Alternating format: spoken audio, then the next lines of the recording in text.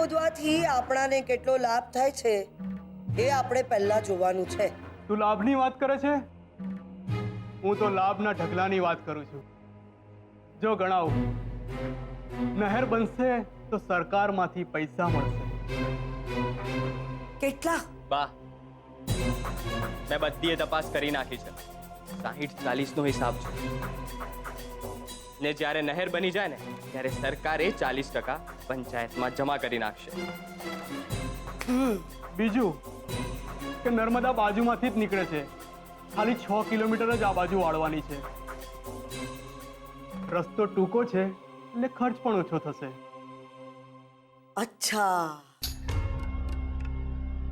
પણ આ નગદ નારાયણ ગામમાં જ જશે કે આપણા ઘરમાં કઈ રોકડા આવશે? એની ચિંતા તું રહેવા દે. મેં બધું જ ગોઠવી નાખ્યું છે. સીધો રૂપિયો ઘરમાં નહીં આવે, પણ માલ સામાન વાળા કમિશન આપશે, એ પણ રોકડમાં. હવે તમે કામની વાત કરી, ટકાવારી. લ્યો ચંદ્રબાબુ, મીઠાઈ ખાઓ.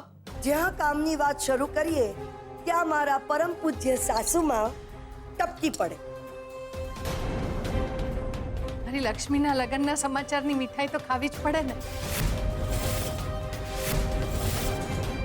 અરે તેલ પીવા ગઈ તમારી આ મીઠાઈ.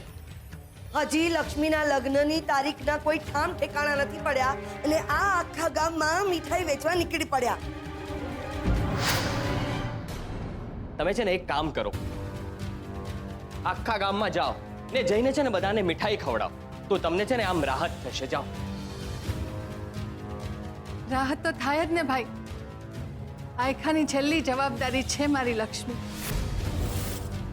લક્ષ્મી સારા ઘરમાં પરણીને જાય અને રાજ કરે, એનાથી રોડી બીજી વાત કઈ હોઈ શકે? હે, એટલે મીઠાઈમાં આટલા રૂપિયા ઉડાવવાના? ના ના, ખાલી ઘરનાઓને પૂરી પડે એટલી જ બનાવી છે. તમે બધા ખાશો ને તો એનું સુખ મારા સુધી પહોંચી જશે. લે લે બટુ, બેટા ખા, હાથ લંબાવ. લે લે ને.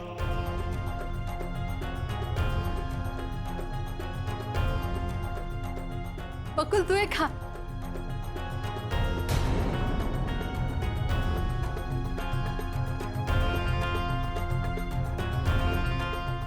ચંદ્રાવો, તમે તો બે લો. મારી લક્ષ્મીનું તમે સુખ જોયું, એના માટે સારું વિચાર્યું, એટલે તમે બે ખાઓ.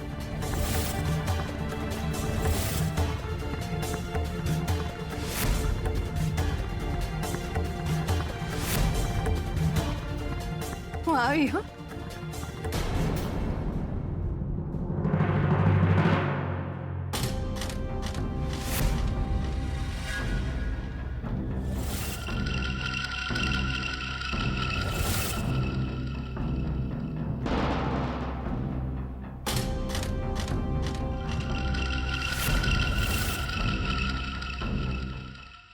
લક્ષ્મીભાઈ, હું જીતી ગયો તો તમે મને લાખા કાકાના ઘરે ગોળો જેવો લઈ જશો? મારા ભેગા ગિલ્લી દંડા રમશો? તું હમણાં કઈ વાતો ના કરાવીશ મને. હું હારી જઈશ. તો હું તારી ભેગો કોઈ નથી રમતો. જો હારી ગઈ ને, જો તે મારા ભેગી ગિલ્લી દંડા ન રમ્યા તો હું તારા ભેગો પાછી કશું કામ રમું? સારું બોલ, શું રમવું છે તારે? ગિલ્લી દંડા. ગિલ્લી દંડા? ચલ ગિલ્લી. લો છોકરાઓ, લાડવો ખાઓ. પેલા મારી વાઈ. પેલા તારો જ વારો હોય ને મારા દીકરા. અને હવે તું મોઢું ખોલ. પણ બા શેને માટે છે? એ બધી વાત પછી, પેલા મોઢું ખોલ. મારી ચાંદા જેવી દીકરીના મોઢામાં માતાજીની હબૂક પોળી. બેટા, આજે હું બહુ ખુશ છું. તું આવડી હતી ને ત્યારથી મને તારા લગ્નની ચિંતા રહેતી હતી. જ્યારે પહેલા તારા લગ્નની વાત સાંભળી ને ત્યારે બહુ બીક લાગી, પણ છોકરાનો ફોટો જોયો ને ત્યારે જરા શાંતિ થઈ. ને હવે તો જ્યારે રૂબરૂ મળશું ત્યારે તો એનું ખાનદાન કેવું છે, ઘર કેવું છે એ ખબર પડી જ જશે ને. બસ એકવાર તારા હાથ પીળા કરી દઉં એટલે તારા સાસરે તું વિદાય થઈ જાય. ના હીરાબા, હું તમને મૂકીને ક્યાંય નથી જવાની. એવું ક્યારેય નહીં બોલવાનું બેટા. દીકરી તો પારકી થાપણ કહેવાય. એને તો અમાનતની જેમ સાચવવાની અને સારા સંસ્કાર આપીને ઉછેરવાની, અને વખત આવે એને સારો છોકરો શોધી ને પરણાવવાની અને સાસરે વિદાય કરવાની. પણ હીરાબા, નવું ઘર, નવા લોકો અને સાવ નવું શહેર, ત્યાં હું કેવી રીતે બધું... બેટા, તારો ભગવાન તો તારી સાથે હશે જ ને. જોજે ને, 1000 હાથવાળી માં તારી સાથે જ હશે. પણ તમે નહીં હો ને હીરાબા, અને મને તમારા વગર બિલકુલ નહીં ફાવે. અને મારા વગર તારા વગર મને ફાવશે. ના, મને કોઈના વગર નહીં ફાવે. જો બેટા, તને ત્યાં મારા અને શંભુ જેવા બીજા ઘણા લોકો મળશે. તારા નવા ભાઈબંધો પણ થશે. અને સૌથી મોટી વાત તો બેટા, તને ત્યાં માં મળશે. પણ હીરાબા, મને કેમ એવું લાગે છે કે હું ત્યાં સાવ આમ એકલી પડી ગઈશ. હંમેશા પારકાને પોતાના કરી લઈએ ને તો ક્યારેય એકલા ન પડી જઈએ. પારકાને પોતાના કરી લેવાના. અને લક્ષ્મી, અને એક વાત યાદ રાખજે, સુખમાં ક્યારેય છકી નહીં જવાનું અને દુઃખમાં ડરી નહીં જવાનું. જો આપણાથી દુઃખ સહન ન થાય અને આપણી હિંમત તૂટી જાય એવું લાગે ને, તો એક વાત યાદ રાખવાની, ઉપરવાળાને હાથ જોડીને કહી દેવાનું. એટલે પરીક્ષામાં પાસ કરવાની હિંમત પણ તારે જ આપવાની છે. બસ હિંમત આપતો રહેજે મારા વાલા, હિંમત આપતો રહેજે.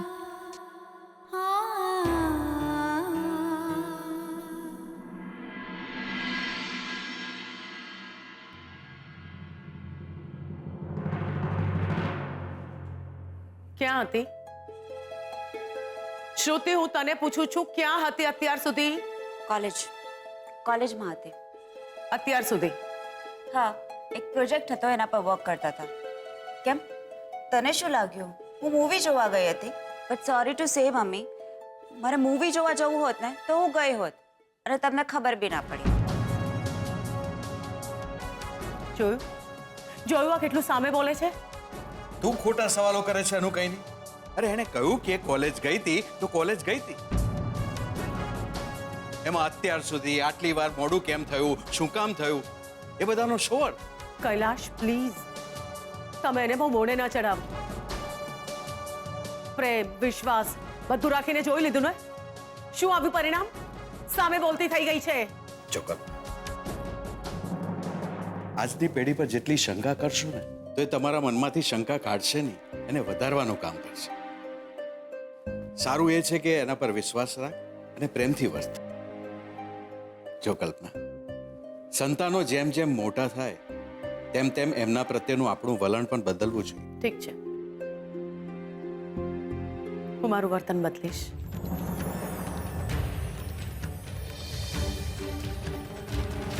હું મારું વલણ જરૂર બદલીશ અને હવે શ્રુતિને મારું બદલાયેલું વર્તન જ જોવા મળશે.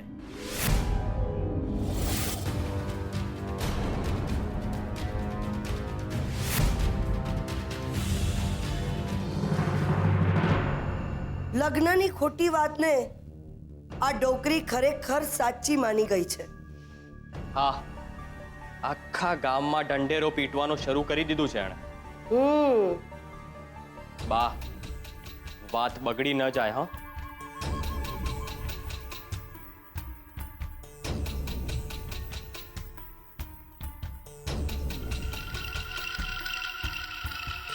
ચંદ્રાની વાત બગડતી નથી, ચંદ્રા વાત બગાડે છે. કંઈ પણ થઈ જાય, એક વાત યાદ રાખજે, લક્ષ્મીના લગ્ન તો પ્રતાપ સાથે જ થશે. જે કરવું એ કરો, પણ વાતને ખેંચવાની બંધ કરો. બાપુની વાત સાચી છે બા. જો પ્રતાપ મામા જોડે જ લક્ષ્મીના લગ્ન થવાના હોય ને તો જે કાંઈ કરવું હોય ને એ ફટાફટ કરી નાખીએ.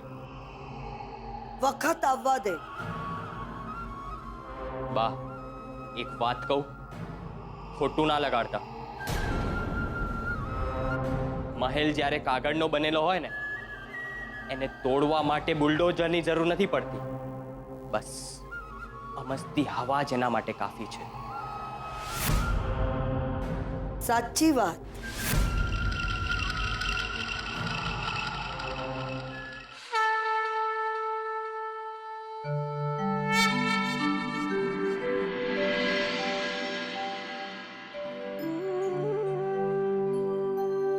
હે મારી અંબે માં, આખા જગતને સાચવનારી, તારો જેટલો આભાર માનું એટલો ઓછો છે.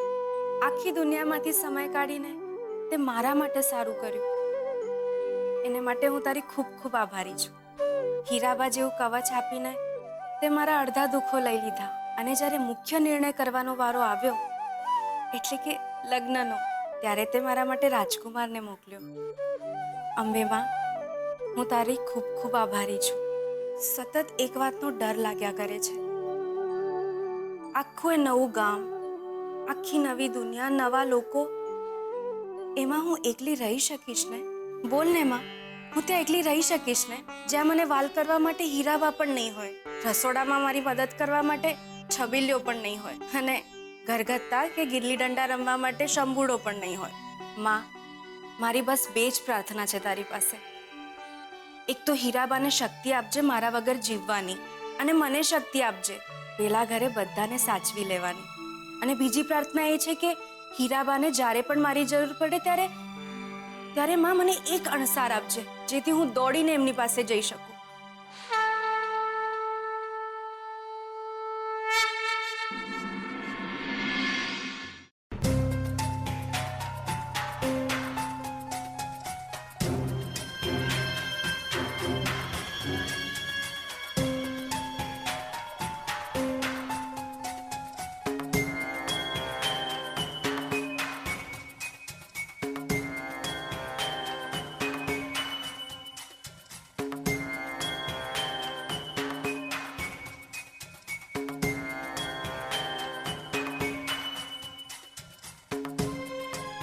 લે ખા. મારે નથી ખાવું. પ્રેમથી આપું છું તો પણ નહીં ખાવાનું. મેં તને કહું કે તું મને પ્રેમ કર. રંજીત પ્લીઝ મારી સામે પ્રેમના દેખાડા નહીં કર. અચ્છા યાર, પ્રેમ કરો તો કહેશે કે દેખાડા કરે છે, અને પ્રેમ ન કરો તો કહેશે કે તું મને પ્રેમ જ નથી કરતો. સારિકા, થયું છે શું? તું મને કહીશ તો મને ખબર પડશે ને. મારે તારી સાથે વાત જ નથી કરવી. ડાર્લિંગ, તને પ્રોબ્લેમ શું છે? તે આજ સુધી મારા માટે કર્યું છે શું? હા, તને કોઈ દિવસ પણ એવું થયું કે આજે હું કોઈ સારિકાને સરપ્રાઈઝ આપું? મોરેશિયસ નહીં તો માથેરાન લઈ જાઉં? રંજીત, પ્રેમનો એક નહીં અનેક અર્થ થાય છે, અને એમાંનો એક અર્થ છે જવાબદારી. તું જ તારી જાતને પૂછ, તે આજ સુધી મારા પ્રત્યેની કઈ જવાબદારી નિભાવી છે? નિભાવીશ, 100% નિભાવીશ. અને ડાર્લિંગ, વર્લ્ડની બેસ્ટ સરપ્રાઈઝ પણ તને આપીશ. અને હા, માથેરાન નહીં, આપણે મોરેશિયસ જ ફરવા જઈશું. ડાર્લિંગ, હમણાં નહીં, હમણાં છે ને મારે અર્જન્ટ ટૂર પર જવાનું છે. રંજીત, તું મને જ્યાં કહેશે, જે હાલતમાં રહેવા કહેશે, એ હાલતમાં રહેવા માટે હું તૈયાર છું. ક્યાં સુધી હું અહીંયા પડી રહું અને તું જ મને કહેતો હતો કે હવે આ ઘર મારું નથી? શોધન બધો બિઝનેસ સંભાળી લેશે, પછી આખો દિવસ ઘરમાં બેસીને હું શું કરીશ? હે, તને ઘરમાં બેસવાનું કીધું પણ કોણે? તારા જેવી ભણેલી ગણેલી ઇન્ટેલિજન્ટ છોકરી થોડી ઘરમાં બેસે. You just do one thing. તું છે ને શોધનને બિઝનેસમાં હેલ્પ કર. આમ પણ શોધન માટે તો બધું નવું જ છે. અને હા, અત્યાર સુધી તું એકલે હાથે તો આખું બિઝનેસ સંભાળતી આવી છે, તો પછી હવે કેમ નહીં? અને હા, જો તને ઇન્ટરેસ્ટ ન હોય તો મને કહે, હું સંભાળી લઈશ ને તારો આખો આ બિઝનેસ. તું મનનો મેલો છે એ વાતની તો મને ખબર હતી, પણ તારી મંથરાવટી આટલી મેલી હશે એ વાતની મને ખબર નહોતી. સારિકા વધારે નહીં બોલ. આજે તો તું સાંભળી જ લે. મને સારી રીતે ખબર છે કે તારી નજર આ ઘરના બિઝનેસ પર અને પ્રોપર્ટી પર છે.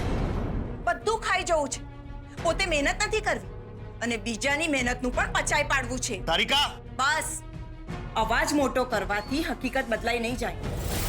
તારી દાનત ખરાબ જ છે અને તારી આ થર્ડ ક્લાસ નીતિને કારણે જ હું નથી ઈચ્છતી કે તું આ ઘરમાં રહે. સારિકા, જો હવે એક પણ શબ્દ આગળ બોલી છે ને તો શું કરીશ તું? હા, થપ્પડ મારીશ? માર, મને ખબર છે તારી નિયત, તારી દાનત મને સારિકા!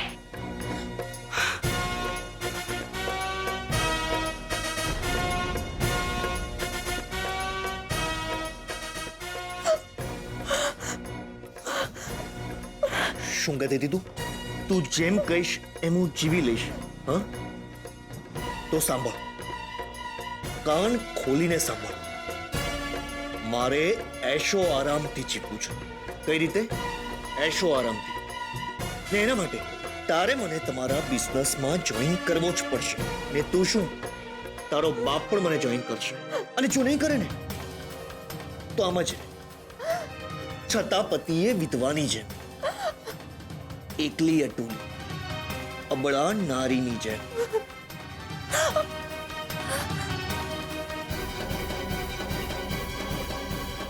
Understand?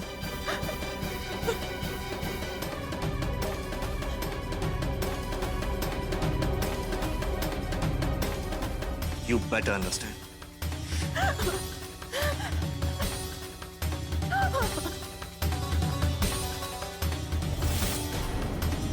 છોકરાવાળાઓનો ફોન આવી ગયો છે. એમ? શું કીધું એમણે? સાસુમાં, તમે જરા શાંતિ રાખો. આટલા બધા હરક પધુડા નહીં થાવ. શું છોકરાવાળાઓનો સામેથી ફોન આવ્યો? હા, ફોન આવ્યો અને એ લોકો એમ કીધું છે કે લક્ષ્મી સાથેના લગ્ન માટે એમને કોઈ વાંધો નથી. એટલે એટલે એ કે છોકરાવાળાઓએ સામેથી ફોન કરીને લગ્ન કરવાની હા પાડી છે. અને 5 દિવસમાં લગ્ન લેવાના છે. 5 દિવસમાં? ચંદ્રા, બહુ વહેલું ન કહેવાય? અને આવું કેમ થયું? એ લોકોને ત્યાંથી કોઈ અહીંયા આવ્યું પણ નહીં? ન વેવિશાળની વાત, ન મુઠ્ઠી મગ કે ન ગોળ ધાણા, કંઈ પણ કર્યા વગર સીધા લગ્ન, અને એ પણ આટલા જલ્દી? સાસુમાં, તમને જો મારા પર ભરોસો ના હોય ને તો હું હમણાં જ છોકરાવાળાને ફોન કરીને કહી દઉં છું કે હું આખી વાતમાંથી બહાર નીકળી જાઉં છું. તમે તમારા માથા પર બધી જવાબદારી લઈ લો. પણ છોકરાને ત્યાં કોઈ હોવું પણ જોઈએ ને. એટલે કે શોધન એકલો છે, એને ત્યાં કોઈ નથી. ના, એટલે ઘરવાળા છે પણ બધા ફોરેનમાં છે ને, એટલે કોઈ રીત રિવાજમાં નહીં આવી શકે. એ લોકો સીધા લગ્નમાં આવશે. ઓ, એટલે જાન લઈને આવશે? ત્યારે જાનમાં તો એના મા બાપ બધા આવશે ને? હા, આવશે જ ને. હશે, જેવી છોકરાવાળાઓની ઈચ્છા. આમે ભગવાનની મરજી આગળ તો આપણું ક્યારેય કંઈ ચાલતું નથી હોતું.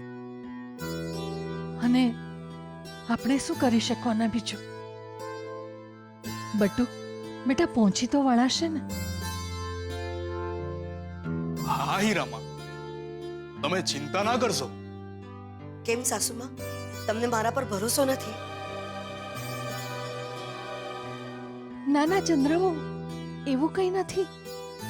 આ તો દીકરીની જિંદગીની વાત છે ને, એટલે. બાકી તમે લોકો બધા હો તો પછી મારે તો ચિંતા કરવાની કઈ જરૂર જ નથી.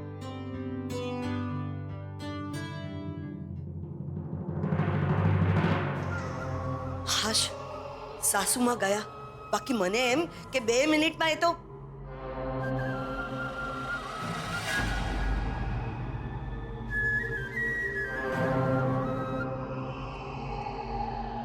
વહુરાણી, તમારું અહીંયા કામ પતી ગયું હોય ને તો રસોડામાં જાઓ, ત્યાં ઘણા કામ પડ્યા છે. ઘરના વડીલો વાતો કરતા હોય તો આમ ઠોયાની જેમ ઊભા રહીને વાતો નહીં સાંભળવાની. જાઓ. સાસુમાના મનમાં બહુ બધા ફટાકડા ફૂટતા હતા, પણ 5 દિવસ પછી એવો ફટાકડો ફૂટશે કે વિચારી નહીં શકે કે રમતમાં કોણ રમતું હતું અને કોણ રમતની બહાર હતું.